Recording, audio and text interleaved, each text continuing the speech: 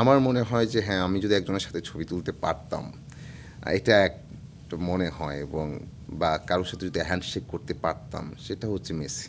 ওকে, Messi. Messi, যে কারণ মেসিকে যখন থেকে চিনি, মানে ফুটবল খেলা, ম্যারাডোনা, মেসি, আর্জেন্টিনা, তো তখন থেকে এই মেসির ছোটোবেলা থেকে তার বেড়ে ওঠা এবং তার যে বিনয়, সে যে হাম্বল পারসন, সে যে মানে ডাউন টু আর্থ পারসন, এবং সে যে এই দেখতাম যে ফাউল হলো, দুই ডিগবাজি দিয়ে গিয়ে আবার উঠে গিয়ে বলের পিছনে দৌড়াচ্ছে, ফাউলের আবেদন করছে না, খেলায় তেমন চিল্লাপাল্লা তার নাই, সে কথা বলে না, সে শুধু খেলতেই পারে, এবং এই মানুষটার কোনো কিছু নেই, এক্সকিউজ নাই, তার কোনো রকম মানে অভিযোগ নাই, সে শুধু তার কাজটাই করে যেতে চায়।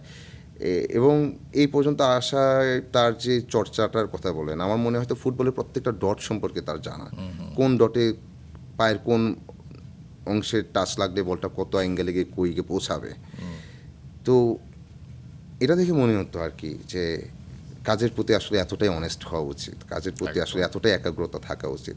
আমার অনেক সীমাবদ্ধতা আছে যে আমি অনেক কিছুই হয়তো পারি না, অনেক কিছু চাই করতে পারি না, এটা তো আসলে খুবই সামগ্রিক একটা কাজ, আমরা যেখানে কাজ করি এটা সব দিক মিলিয়ে আসলে খুব ভালো কিছু ঘটে গেলে সেটার একটা ধরেন যে প্রশংসা পাই, এতটা প্রশংসা পাওয়ার যোগ্য কিনা সামটাইমস এই প্রশ্নও আসে নিজের।